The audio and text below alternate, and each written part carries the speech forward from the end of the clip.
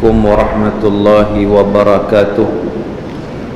أعوذ بالله من الشيطان الرجيم. بسم الله الرحمن الرحيم. الحمد لله رب العالمين والعاقبة للمتقين ولا عدوان إلا على الظالمين.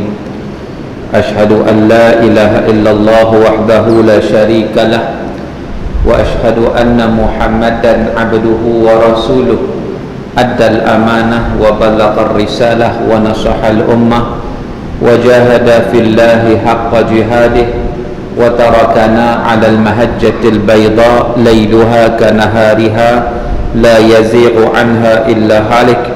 ونصلي ونسلم على النبي الأمين وعلى آله وصحبه أجمعين. سبحانك لا علم لنا إلا ما علمتنا إنك أنت العليم الحكيم. رب اشرح لي صدري ويسر لي أمري واحلل عقدة من لساني يفقهوا قولي. أما بعد. Terima kasih kepada Tuan Pengurusi, Tuan Imam, Ahli Jawatan Kuasa Masjid, Tuan Bilal, Tuan Siap, dan seterusnya tuan-tuan muslimin dan muslimat yang dirahmati Allah Ta'ala sekalian. Alhamdulillah, sama-sama kita panjatkan kesyukuran kita kepada Allah Ta'ala karena pada malam yang berbahagia ini kita dapat bersama-sama menghidupkan sunnah Rasulullah Sallallahu Alaihi Wasallam dalam suasana kemeriahan sambutan raya di tempat kita selama sebulan dan mungkin akan datang lajak sampai 2 bulan, lajak sampai raya haji terus. Dalam sambutan itu kita tidak lupa untuk kita duduk dalam majlis ilmu, kita tidak lupa untuk menghidupkan sunnah Nabi. Alhamdulillah, mudah-mudahan dalam keseronokan kita ada kebahagiaan di dunia dan juga kebahagiaan di akhirat, insya-Allah. Jadi tuan-tuan, pada malam ini sebelum kita menikmati jamuan yang telah disediakan, dan saya rasa ramai juga tak sabar nak menghadapi, nak menikmati jamuan tersebut. Jadi sebelum kita nak menikmati jamuan, kita ambil satu kesempatan untuk sama-sama kita menikmati jamuan kerohanian terlebih dahulu sebelum nak menikmati jamuan dari sudut fizikal, iaitu kita nak membincangkan sesuatu yang insya-Allah mudah-mudahan ia dapat meningkatkan iman dan takwa kita kepada Allah Azza wa Jalla. Dan bagi sesiapa yang mempunyai sebarang persoalan, kalau nak tanya apa-apa, saya bagi masa ya, siapa-siapa yang nak tanya boleh SMS kan atau WhatsApp kan soalan anda ke talian 019 324 1364. Seulang sekali lagi, siapa-siapa yang hantar soalan, kita hadkan masa sebelum 8.30. Lepas 8.30 soalan tak diterima dah, dia reject, dia patah balik.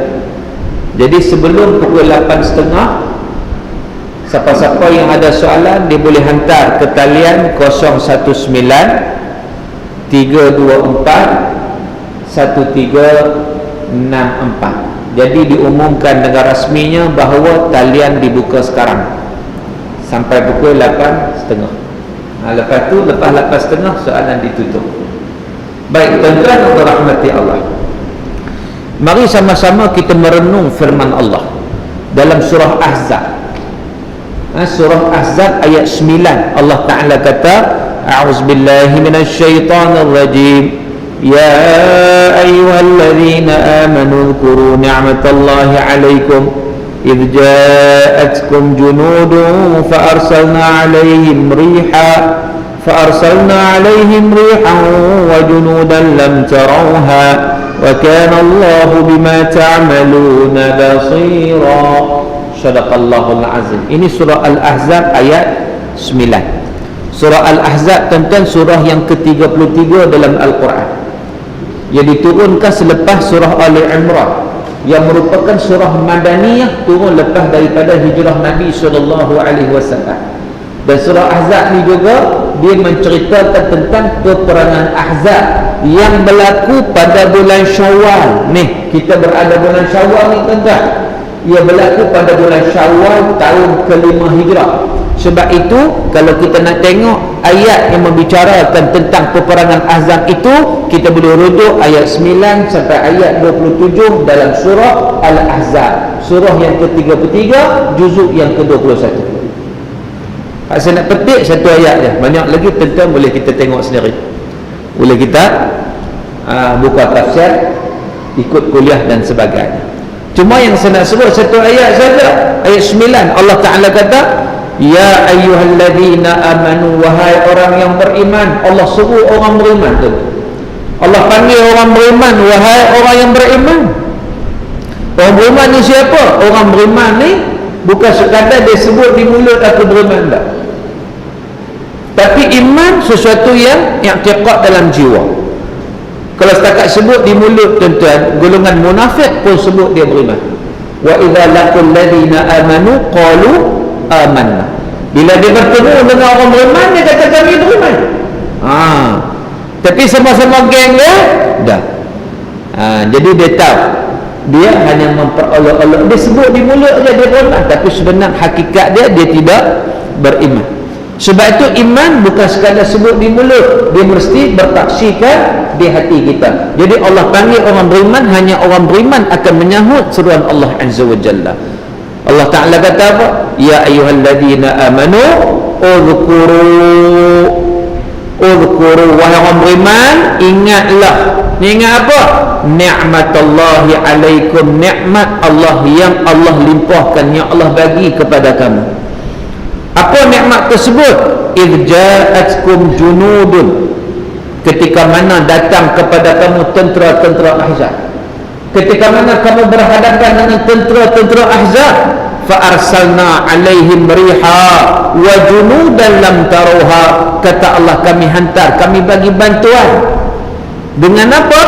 Dengan angin. Dengan angin yang kuat yang menghancurkan tentera-tentera tersebut. Wa junudan lam taruha, dan tentera-tentera yang kamu tak nampak dengan mata kamu. Siapakah tentera itu? Iaitu tentera yang terdiri daripada malaikat Allah Azza wa Jalla. Tuan-tuan, dalam bulan Syawal peristiwa ini berlaku, yang mana Allah Ta'ala suruh kita ingat nikmat yang Allah bagi. Apabila Allah bagi pertolongan kepada orang yang beriman kepada Allah, Allah bagi pertolongan kepada orang beriman macam mana? Bila mana orang beriman diserang oleh tentera-tentera Ahzab. Apa itu Ahzab? Ahzab ni bahasa kita panggil bersekutu, pakat. Tentera Ahzab ni tentera yang bersekutu, yang berpadu, yang berpakat. Mereka pakat ramai-ramai, mereka nak tewaskan, mereka nak menghadapi umat Islam. Waktu tu hak pakat siapa? Golongan Quraisy musyrikin, golongan Arab, Arab musyrikin, pelbagai kabilah, kabilah Qatfan dan sebagainya. Orang Yahudi, Yahudi yang walaupun mereka ada perjanjian dengan Nabi di Madinah, mereka duduk Madinah, mereka pakat pula. Mereka menggalakkan lagi golongan musyrikin untuk perang dengan orang Islam. So mereka pakat lagi. Siapa lagi yang join? Kalau kita tengok orang munafik, of course lah. Orang munafik ni dia bukan ikhlas pun duduk dengan Nabi, dia duduk cari jalan macam mana nak musnahkan, nak hancurkan Nabi. Jadi nak bagi tahu kepada kita bagaimana persepakatan tentera-tentera waktu itu, ini panggil tentera-tentera Ahzab. Mereka bersekutu untuk menjatuhkan, menghancurkan, memusnahkan umat Islam. Tapi kekuatan umat Islam berada dekat mana, tuan-tuan? Kalau ikut bilangan, umat Islam tak ramai. Riwayat dalam kitab sirah kata lebih kurang 3,000. Dalam peperangan Ahzab ni 3,000 orang umat Islam. Musuh ada berapa? Musuh 10,000. 1/3 pun tak sampai umat Islam. Kelengkapan senjata sudah tentu umat Islam tidak ada kekuatan persenjataan macam yang ada pada bukan Islam. Mereka hebat lagi. Kemudian mereka pakat pula. Nah, jadi maknanya musuh ni, tuan-tuan, berpakat untuk menewaskan Rasulullah dan para sahabat, menewaskan umat Islam. Tuan-tuan, suasana yang seumpama itulah Allah Subhanahu wa ta'ala bagi pertolongan kepada orang yang beriman. Allah Ta'ala hantar tentera Allah. Perang Ahzab ni juga tuan-tuan dikenali sebagai Perang Khandaq. Itu nama lain. Kita kadang kita Ahzab bila tak tahu Ahzab. Ahzab ni Perang Khandaq lah. Kita patut kita ingat Perang Ahzab ni, ingat sungguh. Sebab apa? Sebab setiap kali kita takbir raya, kita akan sebut Ahzab. Ia diabadikan dalam takbir raya. Setiap kali kita takbir raya, kita akan sebut La ilaha illallah wa la na'budu illa iyyahu mukhlishin lahuddin walau karihal kafirun. La ilaha illallah wahdah sadaqa wa'dah wa nasara 'abdah wa 'azza jundahu wa hazamal ahzaba wahdah. Ingat tak kita baca itu takbir raya? Kadang kita takbir raya kita tak faham. Kita tak faham. Kalau kita faham, tentu satu semangat yang perlu ada. Sebab itu orang Arab takbir raya semangat. Sebab mereka menghayati ni kemenangan ke atas tentera Ahzab, yang mana disebut La ilaha illallah wa la na'budu illa iyyah mukhlishina lahuddin. Tiada Tuhan yang disembah melainkan Allah. Kita tak menyembah melainkan Allah dengan penuh ikhlas kepadanya. Walau orang kafir membenci, tak suka, kita tetap memperhambakan diri pada Allah. La ilaha illallah wahdah. Tiada Tuhan disembah melainkan Allah. Allah Maha Esa. Sadaqa wa'dah. Allah membenarkan janjinya. Wa nasara 'abdah. Allah bagi pertolongan kepada hamba-hambanya. Wa azza jundah. Allah bagi kemuliaan kepada tentera-tenteranya. Wa hazamal ahzab wahdah. Allah Ta'ala menghancurkan tentera-tentera Ahzab dengan kekuatan kekuasaan Allah Ta'ala sendiri. Tuan-tuan, maknanya di situ bila kita disebut, kita ada takbir raya tu tuan-tuan, kita sebut tu, kalau kita menghayati dia punya zikir ataupun perkataan yang kita sebut tu, kita akan rasa satu kekuatan. Itu raya ni, hari kemenangan. Sebab tu, sebab kita nak cerita kita menang, menewaskan musuh. Tapi orang Melayu dia takbir raya sedih, dendang perantau. Itu tak upaya, dia kurang sikit menghayati. Sebab tu kalau tuan-tuan perasan orang Arab takbir semangat. Allahu Akbar, Allahu Akbar, Allahu Akbar, La ilaha illallah, Wallahu Akbar, Allahu Akbar, walillahil hamd. Dia semangat. Beza dengan kita. Beza tak? Beza sana kita Allahu Akbar, Allah, nangis keluar mata. Pasal apa? Balik rumah mak mentua. Dia sedih. Tahun ni dia kata tak kena balik orang kampung sendiri, kampung mak mentua. Allah, sedihlah macam-macam. Sebab kita tidak menghayati perkataan-perkataan zikir-zikir yang kita sebut itu, lafaz-lafaz, kalimah-kalimah yang kita sebut tu. Sedangkan kalimah-kalimah yang kita sebut tu nak cerita tentang kemenangan, tuan-tuan. Menang. Kenapa kita boleh menang? Sebab kita beriman kepada Allah, sebab kita ada takwa kepada Allah. Dan dengan sebab itu kalau kita tengok orang Ramadan membentuk apa? Membentuk la'allakum tattaqun, membentuk manusia yang bertakwa kepada Allah Azza wa Jalla. Sebab itu kalau kita tengok sepanjang sejarah umat Islam ketika berhadapan dengan musuh, umat Islam kekuatannya bukan pada bilangan, bukan pada persenjataan, bukan pada kekuatan fizikal, bukan. Tapi umat Islam kuatnya mereka pada mana? Keimanan mereka dan amal soleh mereka. Sebab tu kalau boleh bulan Syawal ni tuan-tuan, kita nak memperteguhkan iman dan amal soleh kita sebagai satu kesinambungan yang kita dapat daripada bulan Ramadan. Itu yang sepatut. Baru Allah Ta'ala akan bagi kemenangan kepada kita bila mana kita membesarkan Allah. Sebab itu walitukabbirullaha ala ma hadakum wa la'allakum tashkurun.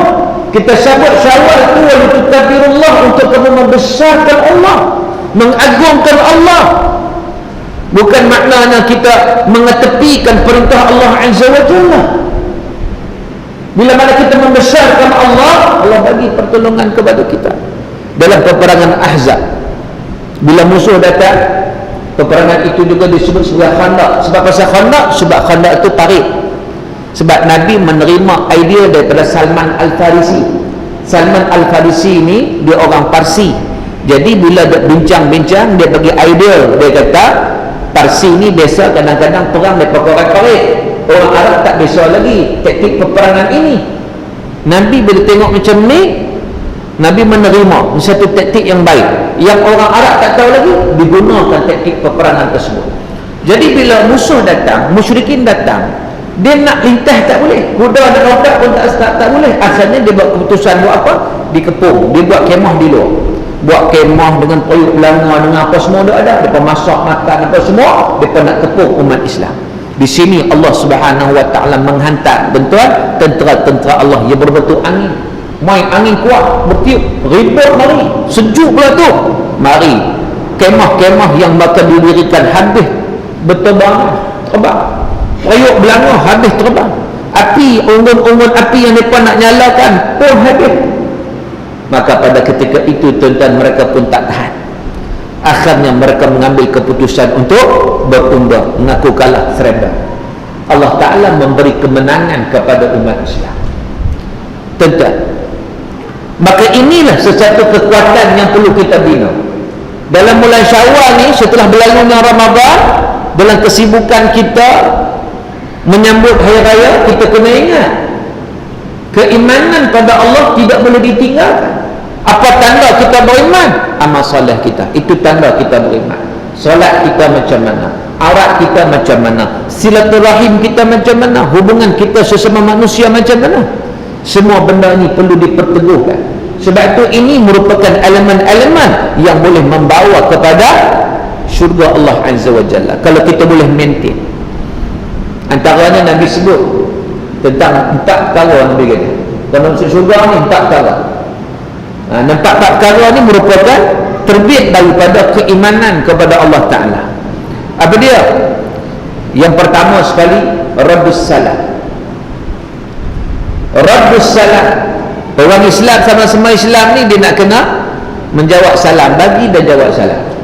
Walaupun nampak benda tu simple, dia mengeratkan kekuatan umat Islam, memberi dan menjawab salam. Assalamualaikum waalaikumsalam warahmatullahi wabarakatuh. Itu yang pertama. Yang kedua, wasilul arham. Yang kedua, menghubungkan silaturahim. Kekuatan kita tuan-tuan bila mana kita menghubungkan silaturahim. Sebab iman ni bukan makna kita memperbaiki hubungan dengan Allah sahaja, tapi iman juga kekuatan kita sesama kita mesti diperteguhkan. Ni hubungan silaturahim tu. Ni kadang-kadang dua beradik bergaduh pasal retab siapa. Oh, ni cukup malam.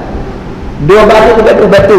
Program-program macam ni, program jamuan apa semua bagus untuk kita kembali. Berjabat tangan, bersalam-salaman, bagi salam, jawab salam, menghubungkan silaturahim dan sebagainya. Yang ketiga, wa at'imut ta'am, bagi makan kepada orang yang memerlukan. Itu yang disebut oleh Nabi SAW. Wa at'imut ta'am, bagi makan kepada orang yang memerlukan. Kita bantu orang susah. Wasallu bil-lail wan nasu niyam, dan kamu salat di waktu tengah malam ketika mana manusia lain sedang tidur. Qiyamul lail yang banyak kita buat pada bulan Ramadan yang lalu. Bila mai Syawal makin kurang. Ni kita nak muhasabah diri kita. Wasallu bil-lail wan nasu niyam, kamu salat di waktu malam, di tengah malam ketika mana manusia lain sedang tidur. Hak kata Nabi, afdhalus salah ba'da salawatil maktubah salatul rajuli fi jawfil lail. Sebab baik salat lepas daripada salat fardu, salat seseorang itu di tengah malam. Kalau 4 perkara itu kita buat, kata Nabi, tadkhulul jannata bisalam, kamu dapat masuk syurga dengan penuh selamat, dengan penuh sejahtera. Tuan-tuan, dan keempat-empat perkara ini natijah daripada iman kita kepada Allah Azza wa Jalla. Bila mana kita membesarkan Allah, maka pada waktu itu kita akan pastikan amalan-amalan yang kita buat itu ianya bertepatan dengan apa yang dianjurkan oleh Nabi SAW, yang diperintahkan oleh Allah. Barulah umat Islam dapat kemenangan. Bila mana umat Islam memperteguhkan iman dan amal soleh mereka, maka di sini Allah Ta'ala akan memberi kemenangan. Wa kana haqqan alaina nasrul mu'minin, kata Allah, menjadi satu kewajiban kepada kami memberi pertolongan kepada orang yang beriman kepada Allah. Allah bagi pertolongan. Tuan-tuan, 2 minggu lepas ketika berlaku rampasan kuasa di Turki, kebetulan waktu itu memang saya berada di sana. Kebetulan waktu berlaku rampasan kuasa itu saya berada di Istanbul, antara tempat yang berlakunya rampasan kuasa. 2 tempat, Ankara dan Istanbul. Dan kebetulan pula waktu itu saya berada dalam kereta api tram yang berada di atas jalan tram. Bukan sebab kita sebut kereta api sih orang terbayang rel kereta api ada batu tu, dari tak ada batu dia rel dia. Dan kebetulan pula yang kereta api tram yang saya naik itu diberhentikan. Berlakunya kekacauan pada waktu itu lagi dramatik juga. Dalam keadaan bila mana ia dihentikan, penumpang-penumpang yang padat, yang ramai pada waktu itu, mereka masing-masing berebut cari pintu nak keluar. Jadi kelam kabut, seolah-olah satu benda besar yang berlaku. Jadi bila tengok orang pakai keluar, kita pun keluar juga, tekan nak tunggu dalam tu keluar. Bila keluar tu tuan-tuan, bila berjalan ke hadapan, terdengar bunyi tembakan di belakang. Rupa-rupanya satu, nampak macam satu pergaduhan yang besar. Tengok di atas helikopter datang, helikopter terbang rendah, pi balik. Tengok atas jalan, polis berada di merata tempat. Jalan ditutup, tram dihentikan serta-merta. Malam tu berhenti terus tram. Diumumkan pula, dibuat announcement dengan pembesar suara, tamat, ditamatkan serta-merta. Sebab apa ni? Kekacauan apa yang berlaku? Dan berapa tempat kereta kebal dah masuk. Kereta kebal dah masuk tuan-tuan pada waktu malam tu juga. Waktu tu rakyat Malaysia sedang tidur nyenyak. Sebab apa? Sebab jam tu beza, 5 jam beza. Kau sana pukul 10 11 malam, capak 5, dekat pukul 3 4 pagi dari sini. Orang tak tahu apa, sana duduk kelang kabut ni, sini tak tahu apa, sini tidur relax ya. Sana dah kelang kabut nanti. Tetapi satu benda yang menakjubkan, bila kita lihat semangat yang ada pada rakyat Turki, mereka tidak membenarkan negara mereka dirobek begitu sahaja, dikuasai oleh askar yang kita tahu askar sekular, askar sangat sekular. Bayangkan kalau askar kuasai habis Turki yang sedang berkembang ni, Turki yang sedang ekonomi dan mencanak naik ni, Turki yang kadang-kadang menjadi contoh kepada negara umat Islam yang lain, Turki yang memberi bantuan kepada pelarian Syria. Dikatakan bahawa 4 juta pelarian Syria yang diberi bantuan secara rasmi. Itu rasmi atau rasmi tak tahu lagi. Rohingya pun dalam itu. Maknanya banyak bantuan-bantuan yang diberikan. Lalu ketika itu tentera-tentera masuk dengan kereta kebal, dengan jet pejuang dan sebagainya, dengan peluru-peluru. Pada pangkat awal mereka tembak, ia mengorbankan ratusan orang. Tapi pada waktu itu tuan-tuan, apa yang berlaku? Semangat pemuda-pemuda Turki, maka turun beramai-ramai sambil melaungkan Allahu Akbar, Allahu Akbar, Allahu Akbar, La ilaha illallah. Semangat Syawal semua kuat. Semangat untuk menghadapi seolah-olah tentera itu musuh mereka, walaupun tentera itu dalam negara mereka sendiri. Tapi maka turun itu dengan membesarkan Allah, dengan bertakbir kepada Allah. Mereka pergi sampaikan ada di antara rakyat mereka turun pergi dekat tank, pergi dekat harta keberan, menerak ke harta keberan, lompat kat itu cari siapa yang driver harta keberan. Askar yang waktu itu sudah kuasai dekat dekat stesen TV. Stesen TV waktu tu dah dikuasai oleh mereka. Media antara tempat yang paling penting untuk dikuasai. Rakyat dengan laungan Allahu Akbar serbu, maka tidak gentar dan tidak takut, walaupun ianya boleh mengorbankan nyawa mereka sendiri. Dan tuan-tuan bayang pukul 1 pagi, pukul 1 pagi, masjid-masjid di Istanbul. Waktu tu saya di Istanbul, di Ankara saya tak tahu, di Ankara saya tak tahu, walaupun bom itu banyak di Ankara lagi. Saya duduk di Istanbul, yang satu di Istanbul je. Pukul 1 pagi di Istanbul, tuan-tuan, masjid-masjid berkumandang dengan azan, dengan selawat, dengan zikir, membesarkan Allah dan bermunajat kepada Allah Azza wa Jalla supaya diselamatkan rakyat mereka, negara mereka daripada rampasan kuasa yang dilakukan oleh sebahagian pihak askar pada ketika itu. Berfungsi, tak tidur lepas malam tu, tuan-tuan. Semua bangun keluar di jalan, semua bangun pergi masjid, melakukan azan, bertakbir, berselawat, berzikir. Manusia kembali kepada Allah Azza wa Jalla. Satu suasana, walaupun pada waktu itu jet pejuang lalu rendah di udara, helikopter di balik, saya tak tahu helikopter mana, saya tak tahu, saya dengar dengar bunyi kan, tengok atas tu tak tahu pihak mana, pihak askar ke, pihak polis ke, pihak mana, kita tak tahu. Tapi maknanya dalam suasana yang begitu, kalimah Allah Ta'ala dibesarkan, diagungkan. Alhamdulillah. Maknanya orang yang cintakan kepada Islam berada di mana-mana. Alhamdulillah. Lalu Allah Ta'ala bagi pertolongan, tuan-tuan. Allah Ta'ala bagi pertolongan kepada rakyat Turki baru-baru. Kalau tidak, dengan saya pun sangkut di Turki lama sikit. Sebab apa? Sebab malam tu airport dah tutup. Ada sahabat-sahabat yang naik Turkish Airways waktu tu, nak turun di Istanbul tak boleh turun.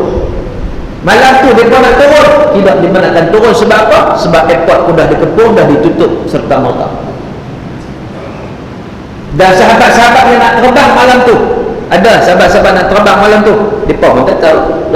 So senang okey je nak terbang malam tu, airport tutup, terkandas di dalam terbang, mereka pun tak tahu apa akan berlaku. Tuan-tuan, tak tahu apa akan berlaku ni. Sebab kalau berjaya sungguh rampasan kuasa tersebut, darurat akan berterusan, makanan akan dicatu, mungkin airport akan tahan banyak lagi, sementara nak ubah apa, polisi ubah macam-macam, tak tahu lagi, nak tunggu lagi kan. Flight bukan setakat delay, dibatalkan, dan nak mari pula flight yang baru tu bagaimana, wallahu ta'ala alam. Memang susah. Mungkin rakyat juga akan menderita, semua sekali akan jadi masalah. Ekonomi down, akan jatuh ekonomi serta-merta, dan pelbagai keburukan yang berlaku. Tetapi alhamdulillah, sebab masih ada manusia-manusia yang membesarkan Allah Ta'ala, yang mengagungkan Allah, yang bertakbir kepada Allah Ta'ala, bukan sekadar di mulut, tetapi dengan perbuatan, dengan hati yang penuh perasaan, mengharapkan pertolongan Allah Azza wa Jalla untuk menyelamatkan mereka. Alhamdulillah, tuan-tuan, Allah selamatkan. Jadi kekuatan kita yang saya nak sebut adalah kekuatan kita umat Islam adalah kekuatan pada apa? Iman dan amal soleh. Yang Allah Ta'ala kata, alladzina amanu wa amilus salihat, orang yang beriman dan beramal soleh. Orang yang beriman dan beramal soleh. Baik, tuan-tuan, dah pukul 8.30, 8.35. Jadi saya nak tengok soalan. Saya umumkan talian ditutup. Bagi kita habang tadi, kita buka soalan dah 8.30 je. Jadi kita tengok apa soalan yang dikemukakan. Assalamualaikum Ustaz. Assalam. Boleh Ustaz ulang semula apakah 4 perkara yang Nabi sebut bila kita amalkan boleh masuk syurga dengan selamat? Baik, 4 perkara tadi, yang pertamanya adalah raddus salam, menjawab salam. Sebab kewajipan kita, orang bagi salam sunat, jawab salam wajib. Menjawab salam, itu yang pertama. Yang kedua, wasilul arham, kita menghubungkan silaturahim. Menghubungkan silaturahim, itu yang kedua. Yang ketiga, wa at'amut ta'am, kita bagi makan. buat jamuan lah, buat kenduri lah, terutama kepada orang yang kurang berkemampuan. Kita panggil depan makan. Jangan kita layan orang yang kaya-kaya, orang miskin kita tak tahu, anda buat tak tahu, tak boleh kan.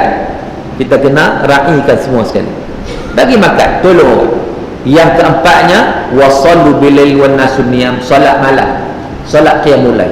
Ketika mana orang tidur, kita solat tengah malam. Jadi maknanya itu 4 perkara yang disebut dalam hadis Nabi, tadkhulul jannata bisalam, boleh masuk syurga dengan selamat dan sejahtera. Bagaimana menangani orang yang lebih tua daripada kita yang bersikap negatif di rumah Allah? Contoh, tak senyum, salam tak pandang muka, tegur dengan penuh kekasaran. Orang tua, dia kata macam mana nak tegur orang tua ni yang mereka jenis muka masam ni. Yang pertama kita tengok kok dia ni pasien tu kot, jenis muka tak buat apa dah, muka dia lagu tu, memang dia tak senyum. Tapi kalau senyum tu sedekah muka, wa tabassumuka fi wajhi akhika sadaqah. Siapa-siapa nak dapat sedekah, dia senyum. Untuk sebab senyum kepada saudara itu menggembirakan kawan kita. Maka bila kita menggembirakan dia, kita dapat pahala sedekah. Jadi benda ni dia melibatkan adab dan juga akhlak. InsyaAllah kalau duk rajin mengaji, kita akan ubahlah. Kadang-kadang kita tak sedar perangai kita ni tak nak senyum ke orang, kita kan perasan, orang tak perasan dan kita tak perasan. Jadi disitulah perlunya kita tolong-menolong. Kawan-kawan ni tegurlah, hang ni aku tengok serius saja, senyumlah sikit kan. Jadi kita tegur dia, kita kadang dia tak perasan. Jadi mudah-mudahan insya-Allah ia dapat memperbaiki keadaan. Dan kalau kita orang muda pula tengok orang tua macam tu, jangan kita ambil hati, tak apalah. Jangan kita ambil hati, tak ada masalah. Kita kena banyak bersabar. Sebab tu kita kena amalkan 3S. Apa 3S? Yang pertama kita bagi salam, yang kedua kita senyum, yang ketiga kita sabar. Itu 3S. Bagi salam, ada orang jawab, ada orang tak jawab, tak apa, kita senyum macam biasa. Salam, senyum. Kalau ada masalah, sabar. Itu kekuatan kita ni. Ustaz, tolong berikan nasihat bagi suami-suami yang banyak buang masa dengan handset, dengan melihat benda yang tak berfaedah. Isteri diperlakukan seperti orang gaji, tak pernah nak bantu bekerjasama kerja-kerja rumah tangga. Dia marah semua. Ni luahan orang belakang tu. Ni orang lelaki-lelaki ni kan, makna lelaki dia duduk sini tu. Kedak dia tak tanya pasal lelaki duduk sini tu, dia nak bagi lelaki ku dengar. Dia kata malam ni jaga dia. Duk tengok pula handset benda tak berfaedah, gambar-gambar pelik-pelik dia kata. Tuan-tuan, kita berada dalam bulan Syawal, bulan kemenangan. Nak tengok kita menang ke tak menang. Kalaulah kita dapat ketakwaan kepada Allah, kita takkan tengok benda-benda mungkar. Memang kita tahu handset lah, nak tengok apa boleh tengok, nak tengok apa pun boleh tengok kan? Tetapi kita kena bataskan diri kita. Bila main benda-benda tak elok, a'udzubillahi minasyaitonirrajim. Dan kadang-kadang grup ni pun orang hantar benda pelik-pelik, hantar benda pelik-pelik, tengok tak elok, cepat kita delete. Kita tak perlu berkongsi pula dengan orang, syok pula. Jangan. Tuan-tuan, sebab apa? Sebab kita nak dapat rahmat daripada Allah Subhanahu wa taala. Baik. Tuan-tuan yang dirahmati Allah taala sekalian. Salam Ustaz, saya nak tanya macam mana kita nak dapat jodoh yang terbaik? Macam mana kita nak tahu dia yang terbaik? Kalau kita dah ada calon, bagaimana pula nak ambil hati mak ayah wanita tersebut? Ni siapa ni? Ni nak tambah ke baru nak seorang? Baru nak nikah ke nak tambah? Kan? Biasanya baru seorang ni. Nak tip ni, itu nak kena kursus. Nak kena apa? Khusus. Bila bincang khusus tu macam mana tip-tip dia dan sebagainya. Dia begini, kalau kita nak dapat jodoh yang terbaik, kita tu kena jadi baik. Itu yang pertama. Kita nak yang terbaik, kita tu bagaimana tuan-tuan? Kita tu bagaimana? Sebab tu kalau kita doa rajin main masjid, kita doa rajin main kuliah, kita doa rajin doa kepada Allah, insya-Allah Allah akan bagi yang terbaik untuk kita. Ia akan memberi pahala kepada kita, insya-Allah. Jadi maknanya kita tu perbetulkan diri kita jadi baik, insya-Allah akan adalah kebaikan. Bolehkah kita masuk bahagian korban tapi kita berhutang dengan sahabat? Korban ni untuk orang yang berkemampuan. Kalau tak mampu, tak dituntut. Korban ni untuk orang yang berkemampuan. Kalau terpaksa berhutang apa semua, bayar tak tahu lagi bila, tak sah. Tak sah ada korban. Sebab apa? Sebab korban ni untuk orang yang berkemampuan. Bagaimana ingin menghindari dari hati yang berkata tidak baik atau sangka buruk? Sangka buruk ni daripada syaitan. Dia main bisik pada kita sesuatu. Satu hari Nabi SAW berjalan dengan isteri Nabi pada waktu malam, nama dia Safiyah.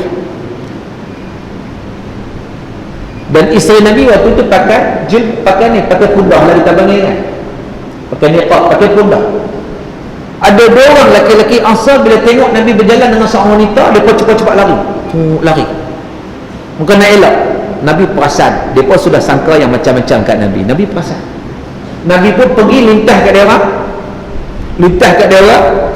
dan bertemu dengan dia orang. Nabi kata, ini isteri aku Safiyah. Mereka pun bila dua macam terkejut, subhanallah. Mana mereka tadi ada sangka sesuatu. Bila Nabi jawab begitu, mereka pun terkejut, subhanallah. Tuan-tuan, apa Nabi kata? Inna syaitan yajri fi bani Adam majrad dam. Sesungguhnya syaitan dia boleh mengalir dari tubuh Adam manusia melalui saluran darah. Jadi bila mana main sangka buruk macam tu, kita cepat-cepat istighfar. Kita cepat-cepat istighfar. Bagaimana ingin khusyuk dalam solat? Khusyuk dia ada kaitan dengan iman. Lagi tinggi iman kita, lagi kuat khusyuk kita. Lagi lemah iman kita, lagi payah kita nak khusyuk. Nak khusus tu kena ada tajuk khusus lah bab khusyuk ni. Tapi itu dia punya jawapan ringkas. Okey? Nasihatkan kami agar sentiasa istiqamahlah ibadah dan sentiasa makmur ke rumah Allah. Tuan-tuan, kita nak istiqamah, kita nak makmurkan apa semua ni, boleh, dengan syarat kita kena sentiasa diperingatkan. Wa dzakir fa inna dzikra tanfa'ul mu'minin. Kata Allah, bagilah peringatan kerana sesungguhnya peringatan itu memberi manfaat kepada orang yang beriman kepada Allah. Jadi kalau kita datang kuliah selalu, insya-Allah kita diperingatkan. Kita lalai, kita mari, kita ingat balik. Kita lalai, kita mari, kita ingat balik. Kalau tak mari langsung, kita akan lalai, terus lalai. Dia hanyut, terus hanyut. Sebab itu jangan tinggal kuliah ilmu, tuan-tuan. Itu antara cara yang terbaik untuk memperingatkan diri kita.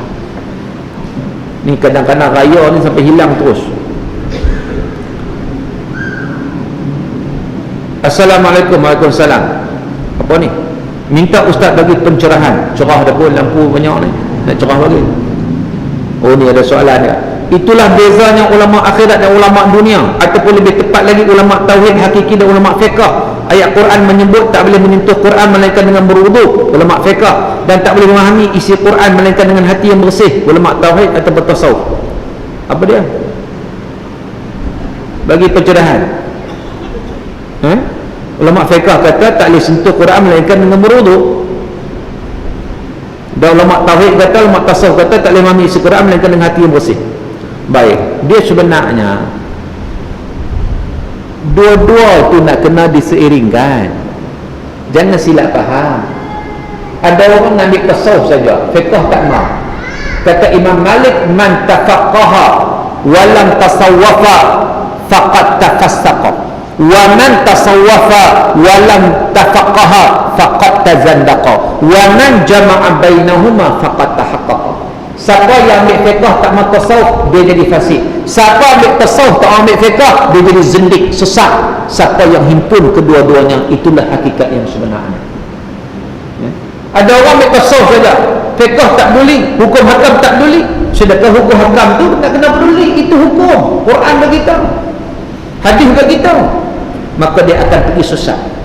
Ada orang fiqh saja, tasawuf tak tahu, dia ambil hukum hakam luar je, hati tak ikhlas, tak ada ihsan pada Allah, maka dia juga boleh jadi fasik. Sebab itu dua-dua ni kena seiringkan. Fiqh dengan tasawuf ni kena seiringkan. Sebab tu ulama sebut bahawa berdasarkan hadis Nabi dapat istinbat tiga ilmu yang wajib untuk kita tanam dalam diri kita, ilmu fardhu ain, akidah, fiqh, tasawuf. Itu tiga kena seiringkan. Tak boleh ambil satu buang satu, tak boleh.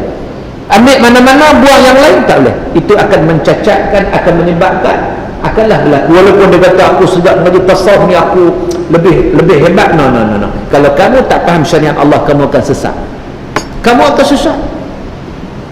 Banyak dah saya jumpa orang belajar tasawuf tak belajar tasawuf ni pula bukan tasawuf yang betul. Bila tasawuf ni dia kalau tak ada basic dia memang hancur.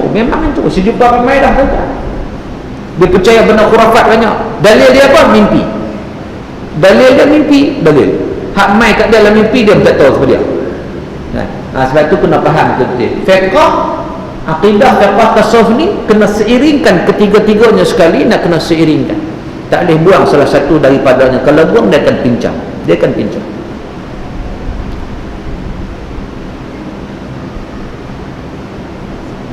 Mohon Ustaz terangkan tentang betapa pentingnya menziarahi, kerana masyarakat hari ini banyak yang kurang menitik beratkan. Ziarah menziarahi ni tuan-tuan, dia termasuk dalam sunnah Nabi. Pada pagi raya, kalau kotak raya pagi 1 Syawal, Sayyidina Abu Bakar ziarah Nabi SAW. Disebut dalam Bukhari. Ibn Hajar Al-Asqalani dalam Fathul Bari menyatakan ziarahnya Sayyidina Abu Bakar kepada Nabi menunjukkan sunatnya ziarah menziarahi pada hari raya. Dan kita alhamdulillah ziarah kita bukan setakat 1 Syawal aja, dia akan berterusan pada waktu-waktu yang lain. Janji dia kata ada makan, tak ada makan dia tak ngopi. Tuan makan tak makan cerita nombor 2 lah. Yang penting kita ziarah. Sebab apa nak ambil tadi? Menghubungkan persaudaraan. Ustaz, macam mana nak hilangkan was-was? Wah-wah ni tuan-tuan, kita tahu allazi waswisu fi sudurin nas. Itu kerja siapa? Wah-wah ni ada syaitan. Cara kita nak mengatasi was-was adalah kita yang pertama, kita menuntut ilmu. Itu yang pertama. Dengan ilmu insya-Allah kita dapat tahu yang mana yang betul, yang mana tak betul. Bagi contoh, ada orang was-was sambil wuduk. Saya pernah jumpa. Sekejap masuk dalam dewan masjid. Lepas tu tak ada dia nak keluar. Lepas tu masuk. Lepas tu keluar. Lepas tu masuk. Lepas solat, lepas kuliah, lepas solat saya tanya lah, kamu tadi pergi mana? Ambil wuduk Ustaz. Tu pergi balik tu berapa? Masa ambil wuduk mula tu berasa macam basuh kaki tak sempurna. Lepas tu pergi pula. Lepas tu terlupa niat Ustaz. Lepas tu pergi pula. Lepas tu pergi basuh pula, berasa tangan pula tak basuh. Saya kata awak tak terjun terus dalam kuala lah. Semua sekali basuh. Was-was duk ikut sana. Kalau kita faham hukum, kan? Kita faham hukum, maknanya kita takkan layan was-was. Takkan layan. Pasal apa orang berusalli banyak kali? Usalli fardal maghrib. Berapa kali? Pasal pada was-was. Pasal dia tak faham hukum. Kalau dia faham hukum, dia tak sebut pun kata usalli fardal maghrib. Sebab apa? Innamal a'malu binniyat. Niat yang penting. Dia tahu apa dia nak buat. Allahu Akbar. Dia lah tu. Tapi pasal apa duk ulang usalli sampai satu kes tu, ada orang bagi tahu saya, dia duk usalli fardhu maghrib banyak kali sangat. Sampai kawan sebelah duk terus sembahyang keliru. Dia duk usalli fardhu maghrib. Mardul maghrib. Sampai kawan ni baca apa? Bismillahirrahmanirrahim. Tu dia. Dengan dia maghrib sekali. Dia ganggu orang kan. Pasal apa? Pasal dia tak faham yang mana yang rukun, yang mana yang tidak rukun. Lafaz tu sunat, rukun tu dalam hati. Niat ni dia tak ada suara, dia tak ada perkataan, dia tak ada lafaz, dia tak ada dialek, dia tak ada bahasa. Sebagai contoh mudah, katakan kita ni sekali itu kita lalu ke depan ni balik kerja, jam jalan, tiba-tiba orang azan maghrib. Allah alamak, lewat kali aku balik sembahyang maghrib, singgah sembahyang awal, kita parking motor naik masjid, orang qamat. Allah Akbar, kita masuk usalli fardul isya'i 4 raka'atin ma'muman lillahi ta'ala. Allahu Akbar. Lepas sembahyang, member sebelah tegur, dah tadi abang niat isyak. Kita kata dah, saya balik kerja ni waktu maghrib, isyak tak masuk lagi. Memang saya sembahyang maghrib, niat maghrib. Dah, saya dengar tadi abang niat isyak, dia kata. Kita kata dah, saya niat maghrib, pasal apa nak isyak pula? Isyak tak masuk lagi. Saya balik kerja ni waktu maghrib. Abang tak percaya. Tadi saya rakam. Kalau zaman sekarang ni dia boleh rakam kan. Rakam. buka-buka balik dengar kita sebut apa? Usalli fardul isya'i arba'a raka'atin ma'muman lillahi ta'ala. Tentu saya nak tanya, sah tak sembahyang kita? Sah tak salat maghrib kita tadi? Sah ke tak? Jawapannya sah. Pasal sah? Hati kita memang kita tahu waktu tu maghrib, memang kita nak sembahyang maghrib, mulut kita sebut, kita pun tak perasan. Maka hak mulut ni tak dikira. Nampak tak? Jadi kalau kita faham hukum, dia takkan was-was. Hak-was ni sebab tak faham. Lepas tu kena mengaji, insyaAllah boleh hilang was-was. Ustaz, saya nak tanya, apakah hukum menggunakan perantaraan jin bagi tujuan mengubati orang yang terkena sihir dan gangguan lain? Tuan-tuan, kita tak boleh minta pertolongan jin, perlindungan jin dan sebagainya. Allah Ta'ala sebut, kana rijalun minal ins ya'udhuna birijalin minal jin fazaduhum rahaqah. Adalah sekumpulan laki-laki manusia ni minta perlindungan daripada pertolongan daripada sekumpulan jin, maka bertambahlah kesesatan mereka. Sebab tu kita tak boleh nak minta pertolongan, minta kepada Allah Subhanahu wa ta'ala. Tak boleh. Kita nak ubat sihir dengan sihir, tak boleh. Tak boleh. Benda tu boleh bawa kepada syirik kepada Allah Ta'ala. Ustaz, bila dikata kafir harbi, mereka marah macam tak mengaku kafir pula, macam bagus je orang bukan Islam tak nak mengaku kafir. Ulasan Ustaz. Tuan-tuan, kafir harbi ni dia banyak dari sudut apa dia punya makna kafir harbi itu. Kalau kita membincangkan tentang negara Islam, negara kafir ni, maksud kafir harbi ni kafir yang memerangi umat Islam, itu asalnya. Kafir yang angkat senjata macam di Yahudi Palestin tu kan, itu asalnya. Itulah banyak kitab disebut begitu. Bila sebut kafir harbi ni maknanya boleh perang terus dengan dia orang. Maka dengan sebab itu kita tak boleh menyatakan bagaimana orang kafir jiran sebelah kita tu dia kafir harbi yang boleh diperangi. Tak boleh. Sebab apa? Sebab dia patuh pada undang-undang. Cuma hanya mungkin dalam konteks yang lain, harbi dari sudut tak suka pada Islam, bukan setakat kafir saja lah. Orang Islam tak suka pada Islam, kita nak kata apa? Jadi maknanya, tuan-tuan, kafir tetap kafir. Tak boleh kata orang kafir itu Islam lagi dia tak beriman kepada Allah. Tengok orang kafir, tak boleh kata kafir, mana tahu nanti dia beriman? Tak boleh lah. Dia dah kafir, nanti kalau dia beriman, kata dia beriman lah. Bila dia kafir lah kan?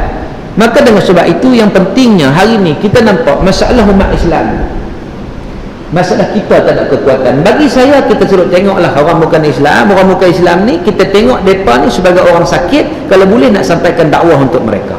Kita tengok diri kita, kadang-kadang kita pun sakit juga. Bulan Syawal ni ruyuk langsung.